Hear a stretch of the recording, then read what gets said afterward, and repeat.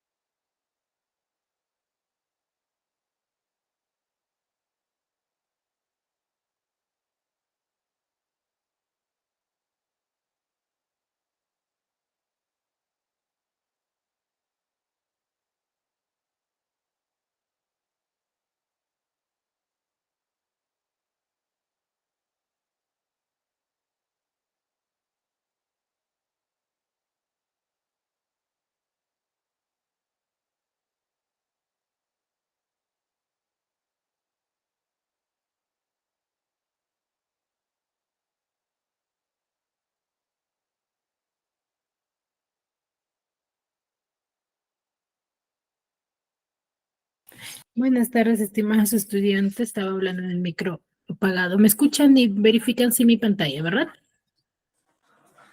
Sí, profesora. Sí, claro. ¿Qué estaba haciendo?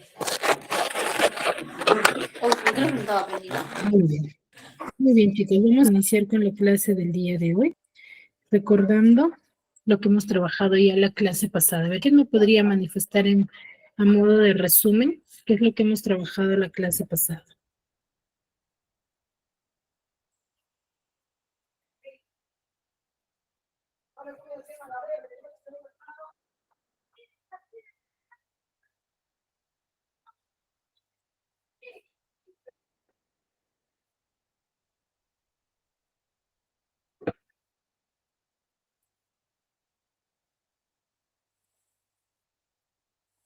A ver, ¿qué me podría manifestar un pequeño resumen de lo que hemos trabajado en la clase pasada? ¿Qué movimiento literario hemos hablado?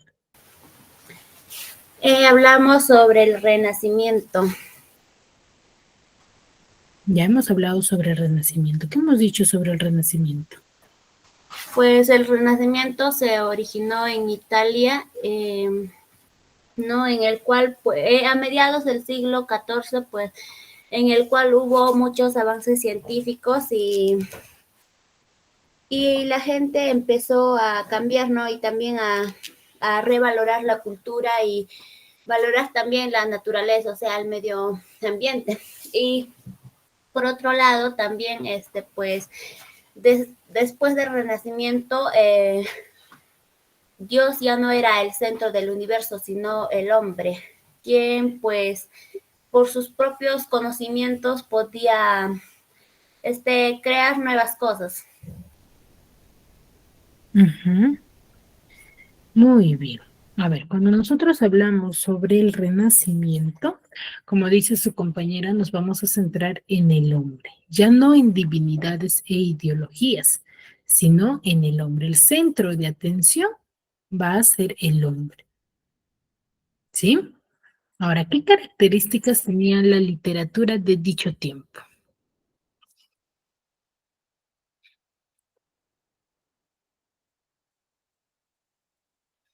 Era un dulce estilo lírico, es nuevo, consistía en la lírica en poesía nueva en el siglo XVIII. Ujú. Una poesía culta, ¿verdad? Uno era el predominio de la razón. Ya va a predominar la razón. ¿Qué quiere decir que va a predominar la razón?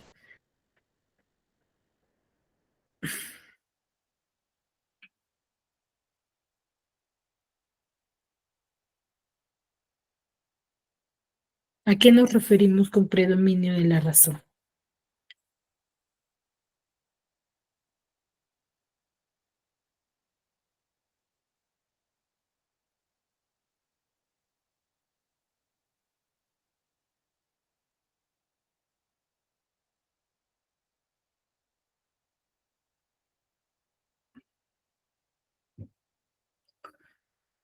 Chicas,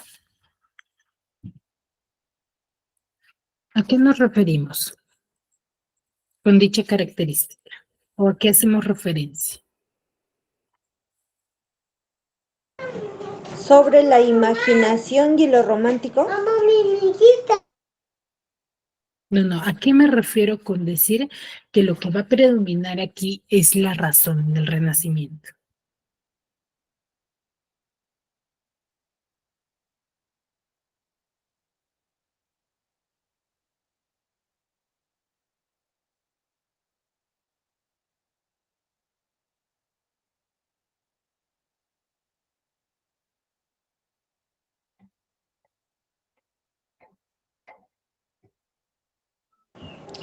La- ¿Usted sobre la razón clásica?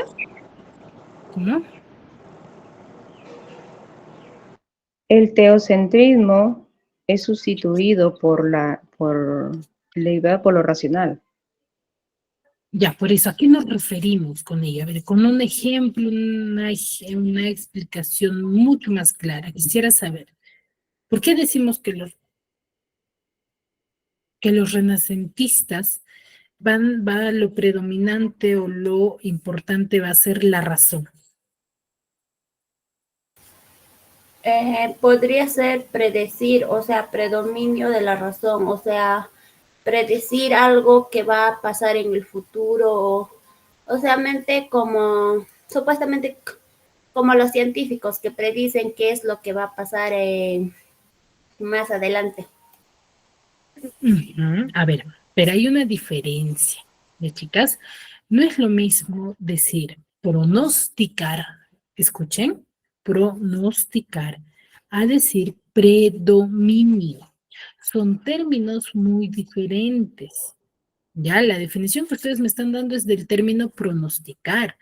Y acá nos dice predominar. ¿Qué quiere decir predominar? Que va a estar, mejor dicho, lo más importante para los renacentistas va a ser la razón, el pensamiento. Ya, eso va a ser lo más importante.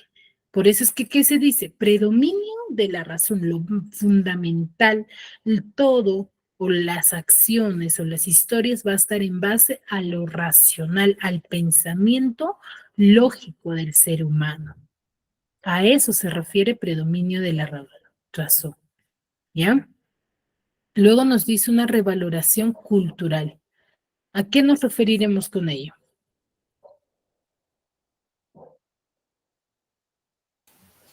Que deben de valorar las culturas que tenían, o sea, supuestamente que no las deben de perder y seguir practicando. Exacto. Ya, entonces ellos van a revalorar la cultura italiana, ¿no? Sus costumbres, sus culturas. Va a haber una revaloración. Y valoración de la naturaleza. Ya, la valoración de la naturaleza que quiere va a girar en torno a ello su historia, ¿no? A lo natural, a lo cultural. ¿Ya? Muy bien. Ahora, dentro de esta historia del Renacimiento, ¿quién es el máximo representante? Dante Alighieri. No, Dante Alighieri no pertenece.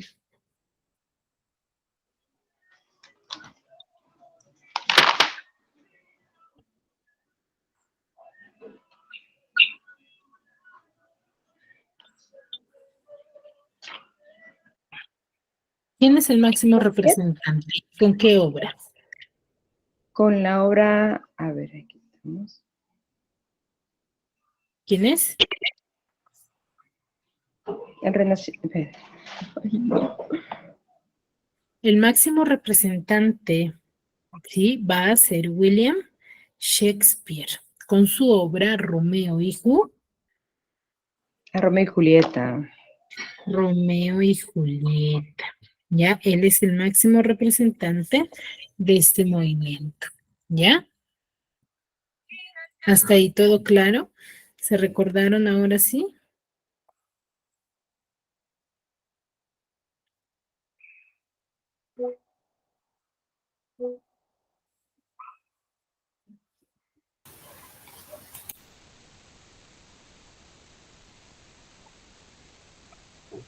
¿Ya? Muy bien, entonces recordando ello, si bien es cierto, acabamos de recordar que tenemos a un movimiento racional, ¿sí? Racional que está dirigido al pensamiento del ser humano, pero en un pensamiento lógico, vamos a hablar sobre el neoclasicismo francés. Ya recuerden que para nosotros contextualizarnos en el aspecto literario, nos debemos de contextualizar primero en el aspecto histórico, ¿no? Primero, el neoclasicismo es creado en Francia, donde tiene ¿sí? Creado en Francia durante la etapa dorada en el siglo XVIII, ¿ya? Recuerden que el siglo XVIII marca mucho la época o el año, ¿sí? ¿Por qué? Porque es el famoso siglo de las luces, ya el famoso siglo de las luces, donde va a ser una evolución, un cambio radical a la época, ya va a traer muchos cambios, mucho desarrollo dentro del siglo XVIII, ya, y avances más que todo tecnológicos también, donde va a coincidir con la Revolución Francesa, ya, el siglo de las luces marca la época debido a sus avances, ¿no? Recuerden que toda revolución o todo cambio va a girar en torno, ¿sí? A la evolución, ¿ya? Ahora, ¿por qué es llamado siglo de las luces? ¿Por qué? Por la confluencia de corrientes intelectuales que va a estar basadas en la razón, los métodos científicos, la propagación del saber, la modernización de la sociedad, ¿cierto? Va a haber cambios que modifiquen o caractericen a la sociedad de esta época, ¿ya? O también conocido, ¿sí? La ilustración, ¿no? El llamado siglo de las luces. Es como si dijera que se van a ilustrar, el ser humano de esta época se ilustre, ¿no? Conozca más. Y acá tenemos, ¿no? Un pensamiento ilustrado y el estilo. El pensamiento ilustrado es la concientización al pueblo francés, ¿ya? Concientización en cuanto a sus ideas, a sus creencias, ¿ya? E ideas de un grupo de intelectuales. Aquí se van a formar los grupos literarios que conocen una diversidad de temas, dentro de ello que van a ir plasmando las diferentes historias. Y van a destacar tres aspectos: la razón, la ciencia y el progreso, porque durante esta época ya los escritores van a ser conocedores de diversos temas. No solamente se van a centrar en un aspecto, por ejemplo, romántico, en la razón nada más, sino van a hacer una combinación de hechos, ¿ya? La discriminación a las ideas religiosas y los privilegios de la nobleza. Los neoclásicos van a tener ese rechazo, ¿no? Esa discriminación a esas ideas religiosas, a ese pensamiento divino o religioso, ¿no? Y rechazaban completamente a los privilegios de la nobleza.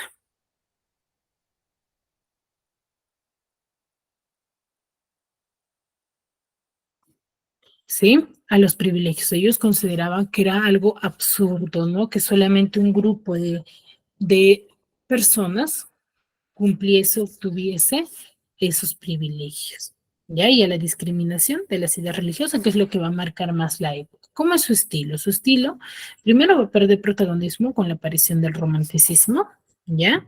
Porque aquí se va a centrar en la razón, en el objetivo, mientras que el romanticismo va a ser una idea subjetivista, ¿no? Y cuenta con tres características. Va a tener mucha belleza, ya en cuanto a su escritura, a cómo es redactado, a la sencillez en la forma de pensamiento, la forma de contextualizarlo en el tiempo y la forma en cual, cómo nosotros lo interpretamos. Y la simetría, ¿no? Va a haber un orden en cuanto a las historias. Ahora, las obras se van a basar en las cuestiones sociales del día a día, ¿ya? Se van a basar en cuestiones sociales del día a día, ¿no? De la sociedad, qué es lo que sucedía en cada momento.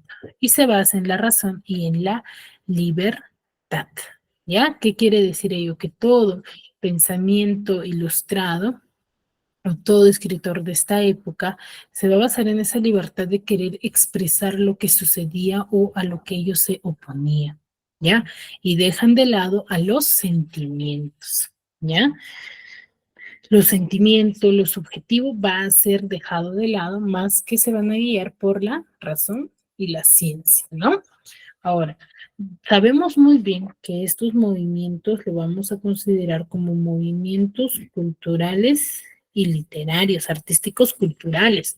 ¿Por qué? Porque no solamente se van a centrar en la literatura, o las características no solamente van a pertenecer a la literatura, sino también a las diferentes artes de la época, ¿no? A la arquitectura, la música, la pintura, ¿cierto? A todas las artes, mejor dicho. Claro está que cada uno de ellos se van a llegar a difundir de distinta manera o se van a difundir de acuerdo a sus características, pero todos van a poseer una misma característica, ¿no? Con su mismo toque, con su mismo enfoque, pero con la misma característica, ¿no? Por ejemplo, en la pintura va a tener un carácter social, se va a plasmar la razón, el pensamiento, pero a través de los dibujos, ¿no? En el tono de los colores, en el uso de los colores, ¿sí? En la temática que ellos van a plasmar. Por ejemplo, en la arquitectura va a haber elegancia, sobriedad y un exceso de detalle en cuanto a sus construcciones, ¿no? Van a ser bastante elegantes. En la pintura va a haber una carga social, que quiere decir que van a plasmar los pensamientos, o mejor dicho, la sociedad en sí. Va a haber una simetría, un orden, ¿sí? En cuanto a la pintura, va a haber una contextualización, se podría decir, ¿no? Y van a hacer uso de tonos oscuros, ¿no? En la mayoría de los casos, para que puedan resaltar, ¿sí? En la literatura vamos a ver que va a dejar su carácter intimista, ese carácter intimista inferior, para formar y educar a los ciudadanos. En sí, los neoclásicos, su primordial pensamiento o aporte va a ser que ellos van a escribir para el pueblo, para educar al pueblo y formarlos, ¿no? Ya no solamente van a escribir o van a plasmar historias de la sociedad, sino también van a hacer enciclopedias que eduquen al pueblo, ¿no? Y en la mayoría de sus casos son ensayistas y críticos, ya en la mayoría de los casos.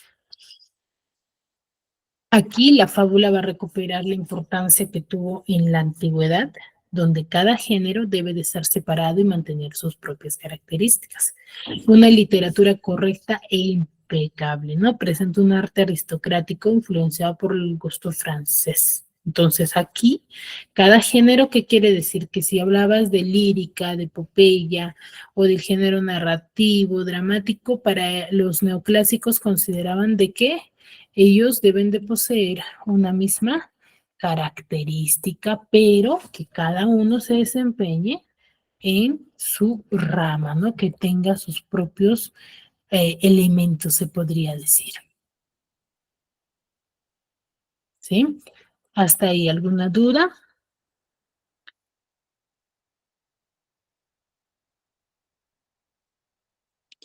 Nada, profesora, todo comprendido.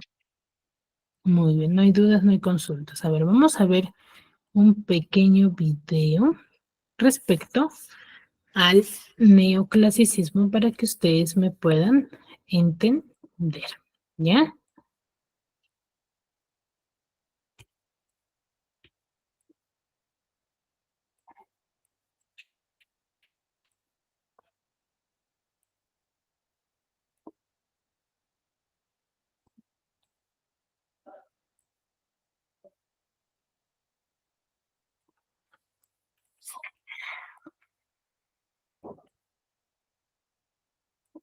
Me confirman el audio, ¿sí?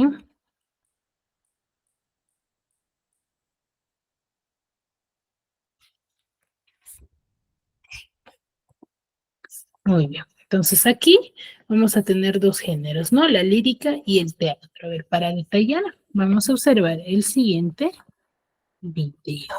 Bien, chicos.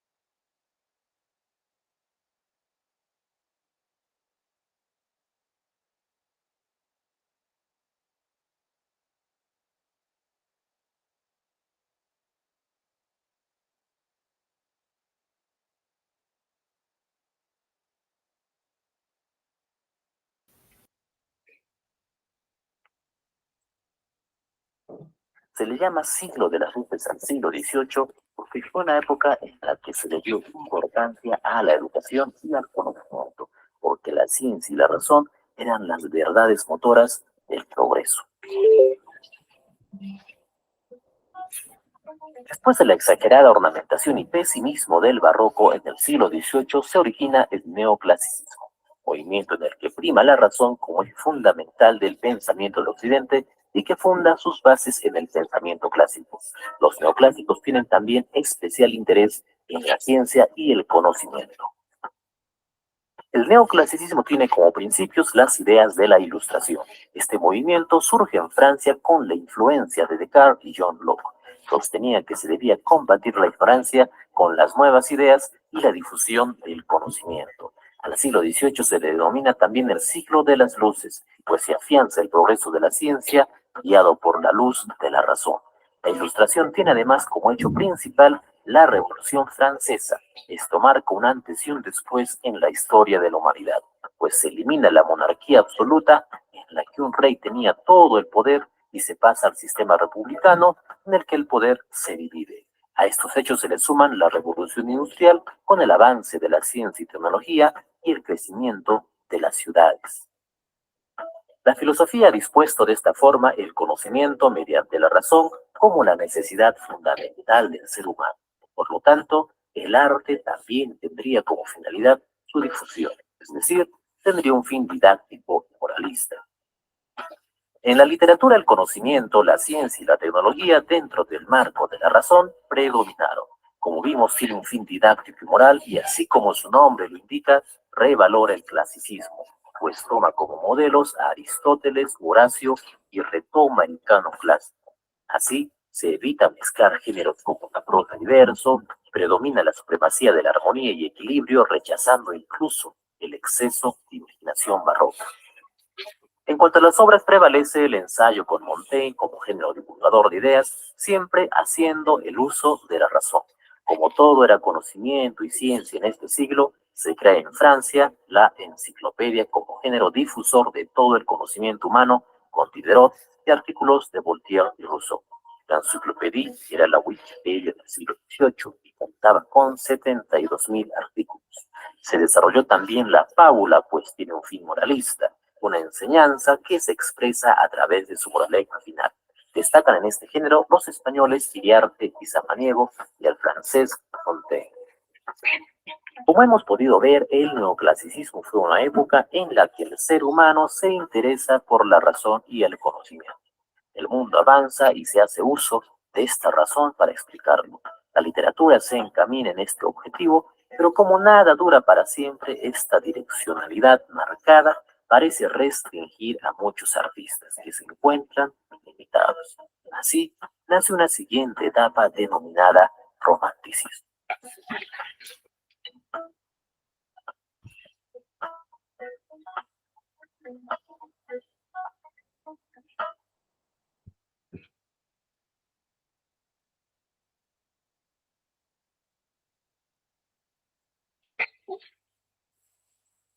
Muy bien, quedó más claro, ¿verdad? Sí, profesora. Muy bien, pues, ¿qué es lo que predomina dentro de los neoclásicos?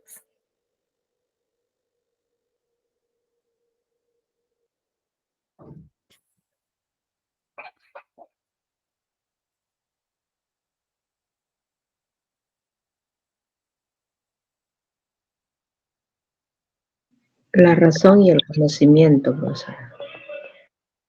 ¿Cómo? La razón y el conocimiento. La razón y el conocimiento. ¿Por qué?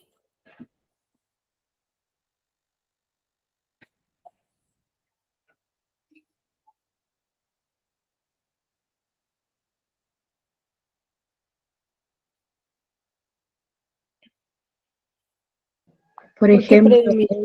ellos ya no pensaban de que tan solo la nobleza sería un grupo privilegiado, ¿no? Ya empezaban a exponer sus ideas, a razonar que por qué un grupo era privilegiado o no.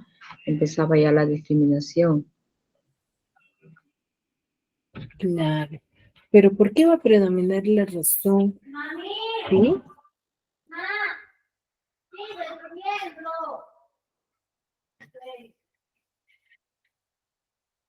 Va a predominar por el pensamiento ilustrado, ¿ya? Por el pensamiento ilustrado y por la forma de ver de la época.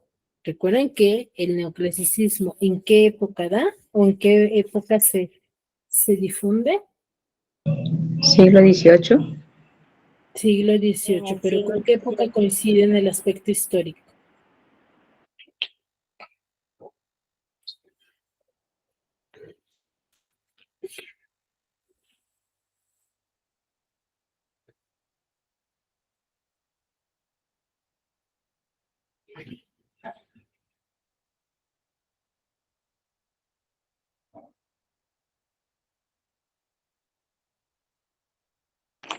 La Revolución Francesa, Miss.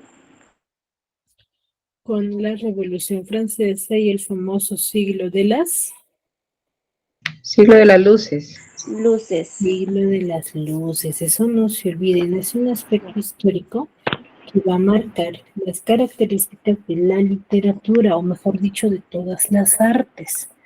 Ya es algo representativo durante la época. ¿Épocas? Muy bien. Ahora, otra de las grandes representantes de la literatura neoclasicista, ¿sí? Vamos a tener a Molière, ¿ya? Donde él es considerado como un importante dramaturgo francés, que es nacido en París el 15 de enero del año 1622 y fallecido en la misma ciudad el 17 de febrero de 1673. Ya él es considerado como uno de los más grandes autores teatrales de la época y padre de la comedia francesa, donde su verdadero nombre va a ser Jean-Baptiste Poquelin, ¿ya? Su relación con el teatro se va a iniciar en los años 1643, cuando él va a firmar junto con los Béjart, comediantes, el acta de constitución del Ilustre Teatro, que va a pasar a dirigir sin mucho acierto un año más tarde, durante 5 años. Molière va a dejar la capital francesa para ser el actor que siempre quiso, ¿no? Volviendo en el año 1650 a hacerse cargo de la compañía, ¿sí? Y pronto van a tener fama sus escritos, ¿no? Sus farsas y obras cómicas que él tiene, siendo instalados por el rey francés en el teatro de Petit Bourbon, ¿no? En esa época en Francia. Bien, pues eso va a marcar la época de Molière. Molière es un representante muy fundamental de la época, ¿sí? Donde sus obras van a empezar a tener mucha popularidad, ¿sí? Con la máxima de corregir las costumbres riendo, ¿no? Lo cual, junto con la protección real, va a hacer que Molière se gane enemigos, ¿no? Debido a su forma de pensamiento y el tipo de historias que plantean dentro de sus escritos, ¿no? Y se gane enemigos entre los que son ridiculizados en sus, ¿sí? En sus obras, ¿no? Donde él va a ridicularizar a la sociedad, o mejor dicho, a la cultura, ¿no? En el año 1664 él es nombrado responsable de las diversiones de la corte. Ese mismo año se va a estrenar él en la obra Tartufo, ¿no? Donde él va a criticar dentro de esta obra la hipocresía religiosa, ¿no? Que aquel que pregona ser profesante de la palabra de Dios, entonces pecaba mucho más, ¿no? Y que va a provocar airadas reacciones, ¿no? Y hasta la actualidad vemos que si un escritor rechaza o manifiesta algún rechazo sobre lo religioso, vemos que muchos de ellos se podría decir, contradicen, ¿no? Y cambian de ver a ese personaje, ¿no? Entonces, donde las clases conservadoras van a obligar al rey a prohibir la obra durante 5 años, ¿no? Porque consideraban que era una obra que podía poner una revolución entre las personas. Ya con el apoyo real, sí, la compañía va a pasar a ser compañía real, aunque su salud se va a ir deteriorando, ¿no? Y Molière va a seguir escribiendo obras inmortales como El Misántropo, El Médico de Palos, o su última obra que fue El Enfermo Imaginario, ¿no? Que va a pasar tristemente a su historia debido al ataque que el propio actor y autor van a tener en una de sus representaciones, ¿no? Del que no se recuperó, ¿no? Y él va a fallecer en esta época, ¿sí? Entonces, hasta aquí. ¿Dudas, consultas sobre la obra Tartufo?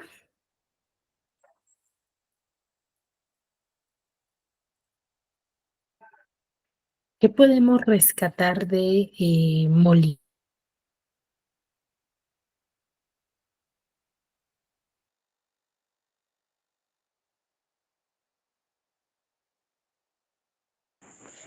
Que es considerado uno de los más grandes autores teatrales de la historia y padre de la comedia francesa. Ujú. Ya es uno de los grandes representantes de la comedia francesa. ¿Qué más? ¿El que plasma en sus escritos?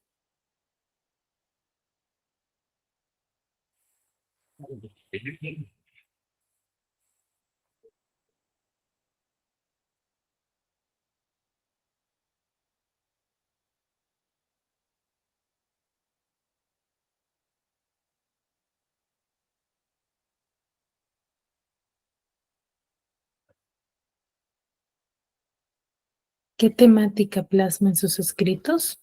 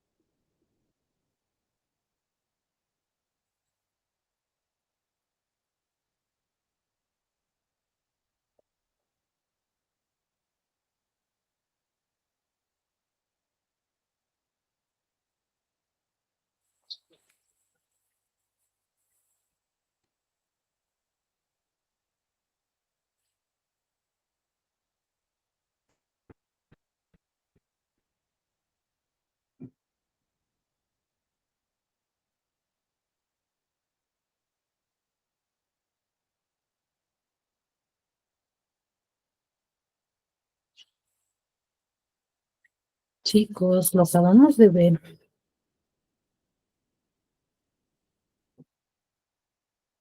¿Cuál fue la pregunta, Miss? ¿Qué temáticas usa Molière dentro de sus obras?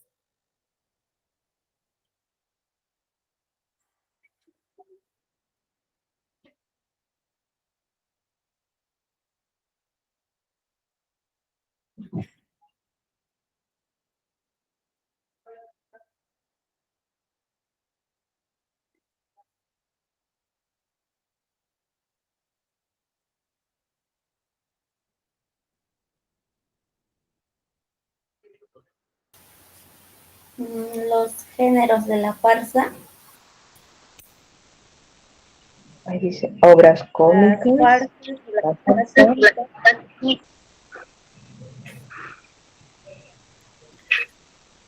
A ver, cuando nosotros hablamos de la temática, me refiero a el tema que desarrolla dentro de sus historias. ¿Cuál es el tema que desarrolla?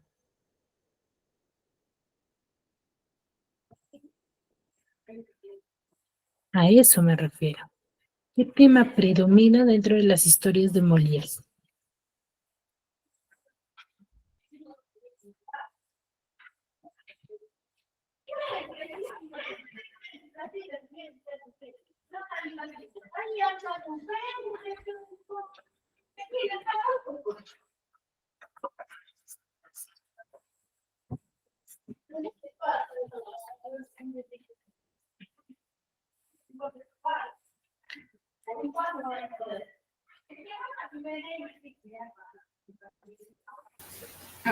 Corregir las costumbres, puede ser. A ver, chicos, volvemos a repetir, ¿sí? Les decía, Molière, si bien es cierto, es uno de los grandes representantes del neoclasicismo y es quien nos va a plasmar dentro de sus obras a la hipocresía religiosa. Ya él plasma dentro de sus obras y va a ridicularizar, ¿sí? A los enemigos que él se empezó a ganar por la forma de pensamiento que él tenía en cuanto a la religión, ¿ya? Por eso les decía hace un momento, ¿no? Que hasta en la actualidad vemos dichas características.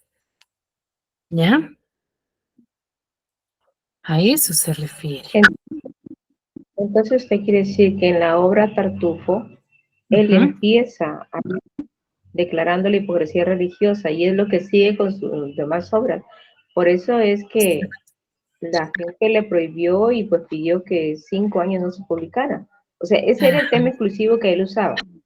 Claro, verán, durante sus historias, ¿no? En casi todas sus obras, lo que él fundamentaba era ridicularizar a quienes, a quien él consideraba, o mejor dicho, a los enemigos que se había ganado por esa forma de pensamiento que él tenía. ¿Ya? En eso se enfoca sus obras. Por eso es que en Tartufo es lo que vamos a ver que es una obra representante de la época y que es la importante de Molière, donde vamos a ver esta ridiculización, ¿no? Donde vemos que al ser, se podría propagante de ser religioso, ¿sí? No caracterizaba, no definía a la persona porque al final terminaba siendo un hipócrita, ¿no? ¿Qué quiere decir un hipócrita? Una persona que decía hacer algo, pero realizaba otra actividad, ¿ya? Entonces vamos a ver ese pequeño resumen. A ver, ¿de qué trata Tartufo? Tartufo en sí es una comedia, ¿sí? Donde van a tener como personajes al señor Orgón, a Tartufo, a Elvira, ¿sí? Y la esposa de Orgón, ¿ya? Y a sus hijas, ¿no? Donde va a desencadenar la historia en torno a Tartufo. Tartufo es un impostor que se va a hacer pasar por un hombre piadoso, un hombre ejemplar, un hombre digno de admirar, donde va a aprovechar, ¿sí? El buen, se podría decir, la buena eh, se podría decir el buen accionar o el buen sentimiento de Orgón, donde va a ganarse, ¿sí? Su cariño y su opción de poder ingresar a la casa de Orgón. Entonces, al ganarse ello, él va a conseguir, sí, su propósito va a ser conseguir la mano de la hija de Orgón. Orgón, como se siente admirado, mejor dicho, se admira mucho a Tartufo, ¿sí?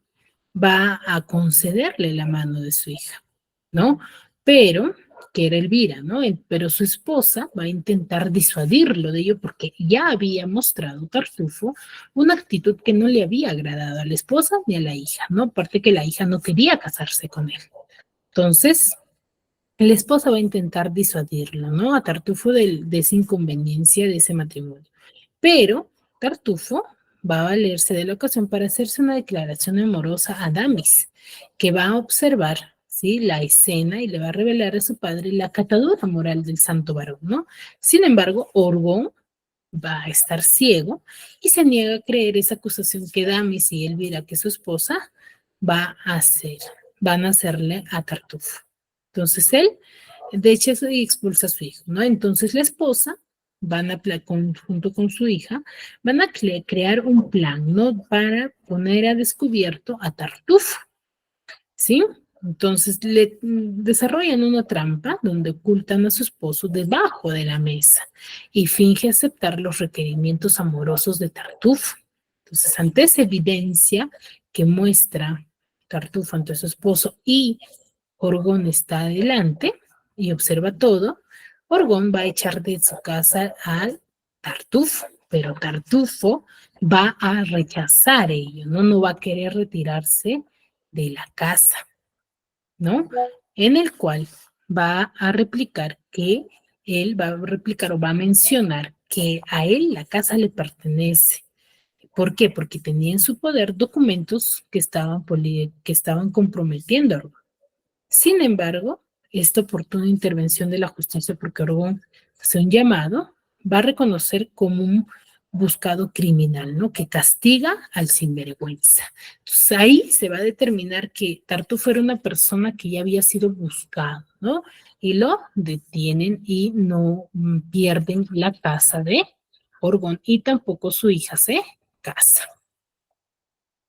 Ello va a desencadenar la historia. Entonces, para que me puedan entender, vamos a visualizar un pequeño video respecto a ello. Hola a todos y bienvenidos a DAT. En el día de hoy les traigo un resumen de la obra Tartufo. Comencemos. Tartufo es una obra de teatro estrenada en 1664, escrita por el famoso francés Molière. La misma comienza de la siguiente manera. La obra sucede en la casa de Orgon. La madre de él, Madame Pernelle, decide dejar la casa de su hijo porque no le gusta el comportamiento del mismo. Le parece inmoral, decadente. Ella también ve a su nieto, Damis, y a su nieta, Marianne, como dos personas que no le gustan.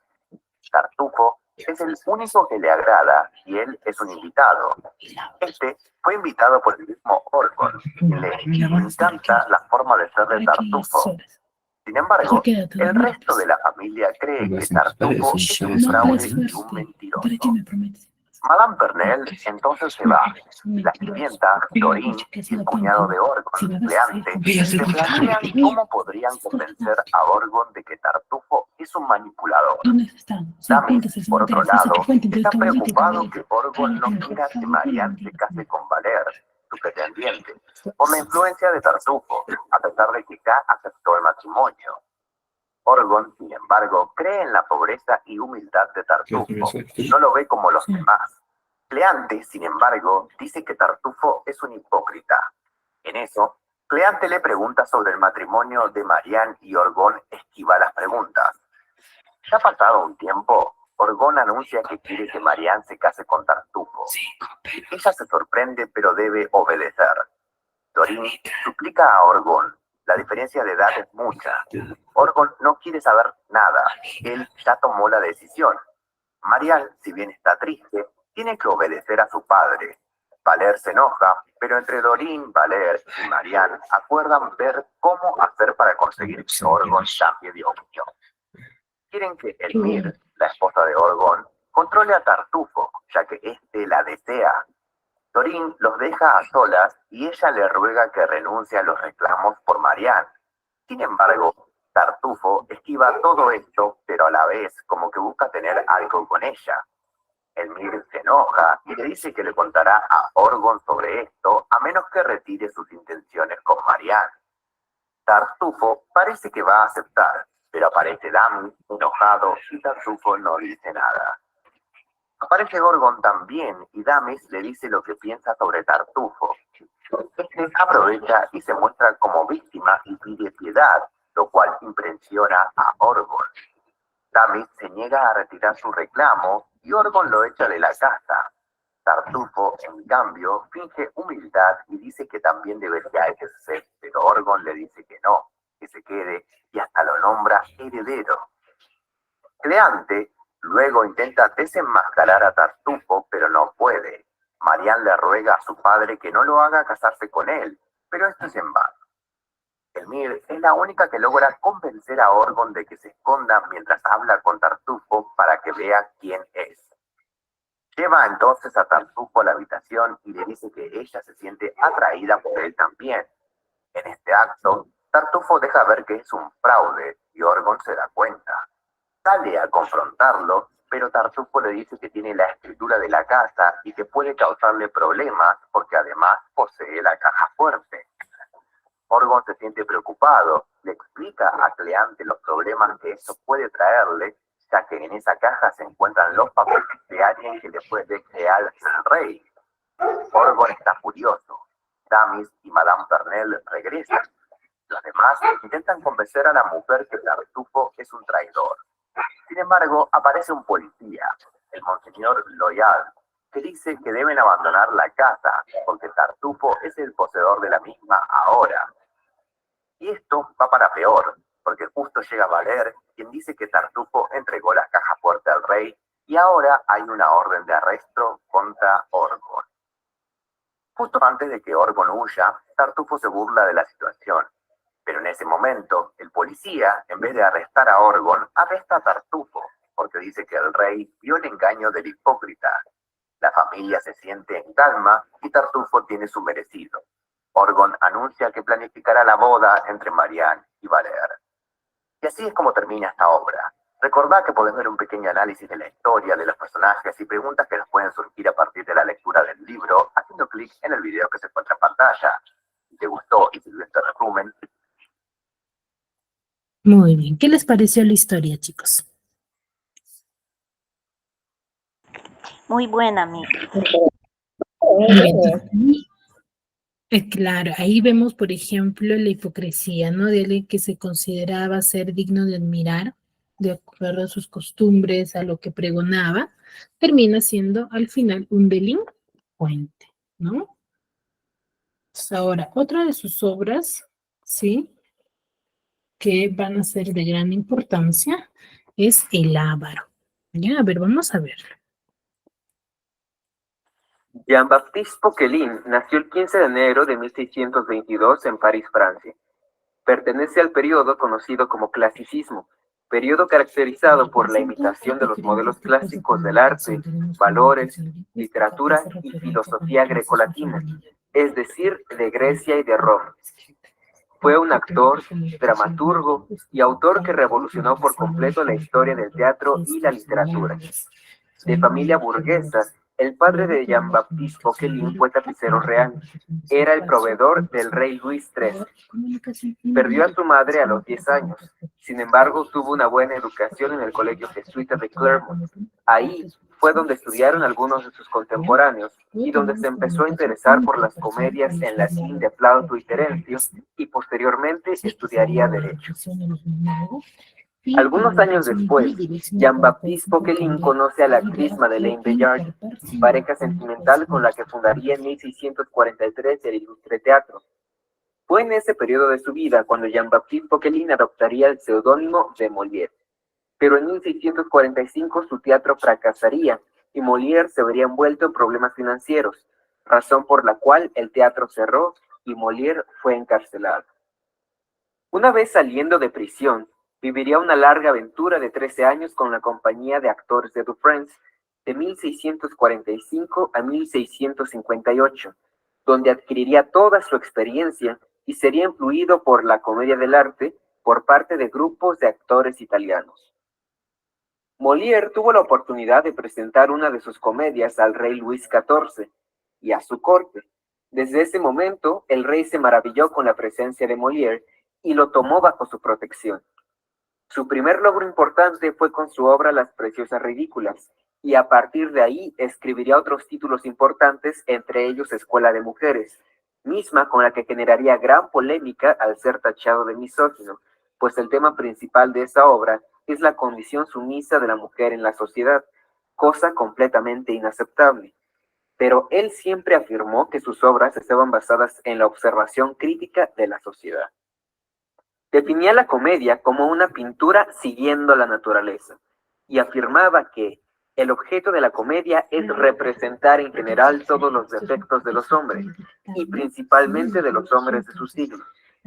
Una de sus máximas favoritas sobre la comedia era el conocido dicho latino: critica la costumbre haciendo reír. Murió en escena en 1673 mientras interpretaba El enfermo imaginario, una obra cuyo tema central es la hipocondría, pero él realmente estaba enfermo, y así culminó su vida. Entre sus obras destacan títulos como Don Juan, El misántropo, El médico a palos y El avaro. El avaro, conocido también como Escuela de la Mentira, es una comedia que se encuentra dividida en 5 actos con sus respectivas escenas. Está inspirado en la obra La olla de Plauto, y su tema principal, como se puede intuir por el título, es la avaricia. Los personajes que aparecen son Harpagón, Cleanto, Elisa, Valerio, Mariana, Anselmo, Frosina, la señora Claudia, Flecha, Simón, Santiago el cocinero, que en algunos libros aparece como Jacobo, Brindaboy y Merluche, en otros libros bajo los nombres de Millavena y Merluza, y finalmente el oficial y su asistente. En El avaro, Molière nos presenta a un hombre llamado Harpagón, un hombre de más de 60 años, extremadamente codicioso y tacaño, que a pesar de ser rico, No incluye en su vocabulario la palabra gastar, a tal grado de reducir sus gastos incluso para su persona. Su mundo es el dinero, y si para obtener más debe tratar mal a las personas, a su familia o a sus sirvientes, lo hará sin pensarlo 2 veces. Harpagón tiene 2 hijos de nombre Cleanto y Elisa, quienes tienen el deseo de casarse, pero para ello deben de obtener la autorización de su padre, cosa que no será nada fácil debido a la situación en la que se encuentran. Por un lado, Elisa desea casarse con Valerio, uno de los fieles lacayos de Harpagón y que está en búsqueda de su padre a quien perdió en un naufragio. Y Cleanto desea casarse con Mariana, una muchacha que vive en compañía de su madre, una joven de naturaleza amable y gentil, llena de atractivos y honestidad, pero de hacienda y fortuna escasa, escenario que no alegrará a Harpagón, pues no podrá obtener un beneficio económico de ello. La historia empieza a tomar otro rumbo cuando ambos hijos deciden enfrentarse a su padre y aclararle su deseo de contraer matrimonio. Pero en el acto, Harpagón se adelanta y les revela información crucial para el desenlace de la historia. Información que dejará pasmado al lector. Harpagón le explica a Elisa que sin importar sus sentimientos, ella debe casarse con Anselmo, un hombre sumamente rico con el cual se podrá beneficiar económicamente. Y a su vez expresa que él mismo se casará con una joven que le resulta encantadora y cuyo nombre es Mariana. Es decir, padre e hijo pretendían a la misma mujer. Harpagón utiliza a Frosino, una casamentera, para que arregle su boda con Mariana, quitándole así la oportunidad a su hijo Cleanto de explicarle todo.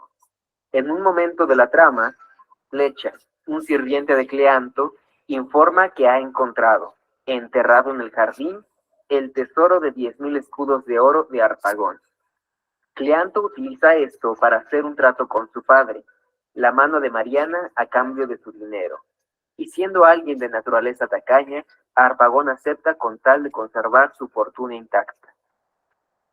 Así pues, en una cena ofrecida por Harpagón, el lector podrá descubrir algo que lo dejará helado y atónito. Pero como ya es costumbre, no diremos nada para que el espectador tenga oportunidad de maravillarse. Muy bien, chicos. Entonces, como ven, la temática de Molière va a ser muy significativa durante la época y va a ser muy importante. ¿Por qué? Porque va a causar esa extrañeza, ese interés por querer leer sus obras, ¿no? Va a estar llenado de mucho misterio cuanto al desarrollo, ¿no? Como ven, va a tocar aspectos sociales dentro de cada una de sus obras. Muy bien, ¿dudas, consultas hasta aquí? Todo claro. Bueno, veo que no hay consultas, no hay dudas.